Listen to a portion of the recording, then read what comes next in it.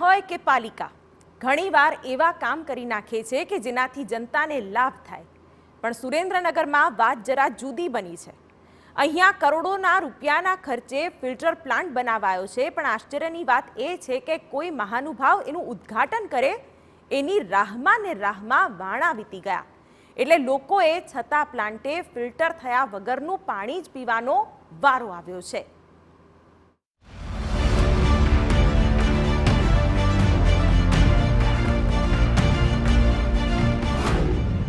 Filter કર્યા વગર ડેમમાંથી સીધું પાણીનું વિતરણ, કરોડોના ખર્ચે લગાવેલો ફિલ્ટર પ્લાન્ટ શોભાના ગાંઠિયા જેવો, ઉદ્ઘાટનના વાંકે લોકોએ દૂષિત પાણી પીવાનું। લોકોને શુદ્ધ પાણી આપવું એ પાલિકાની જવાબદારી છે। નો ડાઉટ સુરેન્દ્રનગર પાલિકાએ એના માટે સરસ મજાનો ફિલ્ટર કરેલો પ્લાન્ટ લગાવ્યો। કરોડોના ખર્ચે લગાવેલા ફિલ્ટર પ્લાન્ટ શોભાના ગાંઠિયા સમાન છે। સુરેન્દ્રનગર, વઢવાણ, દુધરેજ, જોરાવરનગર આ 4 શહેરને ધોળી ધજા ડેમમાંથી પાણીનું વિતરણ કરવામાં આવે છે। પણ બસ વાત આ પણ પર જ આવીને અટકી જાય છે। વરસાદ બાદ એક તરફ પાણીજન્ય રોગચાળો ફાટ્યો છે, બીજી તરફ પાલિકા ફિલ્ટર કર્યા વગર ડેમમાંથી સીધું પાણીનું વિતરણ કરે છે। હવે વિચાર કરો કે આવા રોગચાળાના સમયમાં જ જ્યારે શુદ્ધ પાણીની જરૂર હોય ત્યારે દૂષિત પાણી આવે તો શું હાલત થાય। એટલે જ લોકોમાં રોષ ભભૂકી ઉઠ્યો છે। હવે મુદ્દો એ છે કે કરોડોનો ખર્ચ છતાં આ સ્થિતિ કેમ છે? કેમ કે પાલિકાએ તો એક નહીં બલકે શહેરના 3 સ્થળે ફિલ્ટર પ્લાન્ટ લગાવ્યા છે, પછી પણ દૂષિત પાણીની ફરિયાદો કેમ? તો હકીકત એવી છે કે કોઈ નેતા અથવા તો મહાનુભાવો પાસે એવો સમય નથી કે આ ફિલ્ટર પ્લાન્ટનું ઉદ્ઘાટન કરે, અને બસ માત્ર ઉદ્ઘાટનના વાંકે જ આ ફિલ્ટર પ્લાન્ટ કાર્યરત નથી કરાયા। સુરેન્દ્રનગર નગરપાલિકા વિસ્તારમાં જે પાણી વિતરણ થઈ રહ્યું છે એ ફિલ્ટર વગરનું પાણી આપવામાં આવે છે। ભૂતકાળમાં વર્ષોથી ફિલ્ટર પ્લાન્ટો બંધ હતા। નગરપાલિકા દ્વારા નવા પ્લાન્ટો બનાવવામાં આવ્યા છે આંબાવાડીમાં, દુધરેજ અને મુખ્ય પાણી ટાંકીએ। ઘણા સમયથી તૈયાર થઈ ગયેલા પડ્યા છે, પણ એને હજી ફિલ્ટર કરીને પાણી વિતરણ કરવામાં નથી આવતું।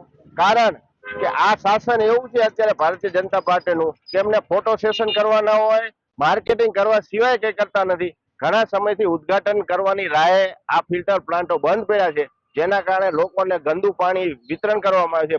સુરેન્દ્રનગર શહેરની અંદર સુરેન્દ્રનગર, વઢવાણ, જોરાનગર ને રતનપરની અંદર અત્યારે હાલમાં જે ડેમમાંથી પાણી આપવામાં આવે છે બિલકુલ ગંદુ પાણી આવે છે, અને એ પાણી ફિલ્ટર વગરનું પાણી આવે છે। 3 જગ્યાએ ફિલ્ટર પ્લાન્ટ ઓલરેડી ઓકે ચાલુ જ કરવાના છે, પણ હવે એને ઉદ્ઘાટનની વિધિ કે ઉદ્ઘાટનના કોઈ પણ સંજોગો કોઈ પણના હિસાબે અટકી ગયેલ છે, જે તાત્કાલિક ફિલ્ટર પ્લાન્ટ કરવાની જરૂર છે, અને સુરેન્દ્રનગરની આમ પબ્લિકને ફિલ્ટરનું પાણી મળે એવી અમે આશા રાખીએ છીએ। રોગચાળાની સિઝનમાં ધોળું અને દૂષિત પાણી આવતા બાળકો શરદી, ખાંસી, ઝાડા ઉલટી જેવી બીમારીનો ભોગ બની રહ્યા છે। બીજી તરફ નાગરિકોએ આ અંગે અનેક વખત પાલિકામાં રજૂઆત કરી છે, છતાં સત્તાધીશો ઉદ્ઘાટનની રાહમાં બેસી રહ્યા છે। જ્યારે TV9ની ટીમે પાલિકાના ચીફ ઓફિસરને આ અંગે સવાલ કર્યો તો એમની પાસે રેડીમેડ જવાબ તૈયાર છે। દુધરેજ વઢવાણ નગરપાલિકામાં જે અનટ્રીટેડ પાણી સપ્લાયનો પ્રશ્ન હતો, આ મુખ્યત્વે પ્રશ્ન ચોમાસાની સિઝનમાં અતિ ભારે વરસાદ થતા કાપવાળા પાણીનો હતો અને ઢોળા પાણીનો પ્રશ્ન હતો। એ પ્રશ્નનું સમાધાન થઈ ગયેલ છે, અને નગરપાલિકાના ફિલ્ટર પ્લાન્ટ બાબતે જે વાત છે તો નગરપાલિકા દ્વારા 13 MLDનો ફિલ્ટર પ્લાન્ટનું મિકેનિકલ અને સિવિલ વર્ક પૂરું કરી દેવામાં આવેલું છે। તેના ક્લોરિનેશન સિસ્ટમનું ટેસ્ટિંગ ચાલુ હોય, લગભગ આગામી 15 દિવસમાં આ ફિલ્ટર પ્લાન્ટ પણ કાર્યરત થઈ જશે। સવાલ એ થાય કે લોકોને છતાં પ્લાન્ટે કેમ દૂષિત પાણી પીવાનું? માત્ર ઉદ્ઘાટનની રાહ જોવામાં લોકોએ પીસાવાનું?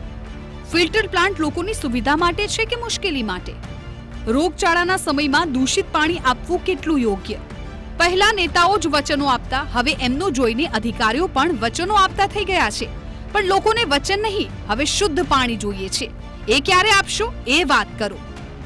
સાજિદ બેલીમ, TV9, સુરેન્દ્રનગર।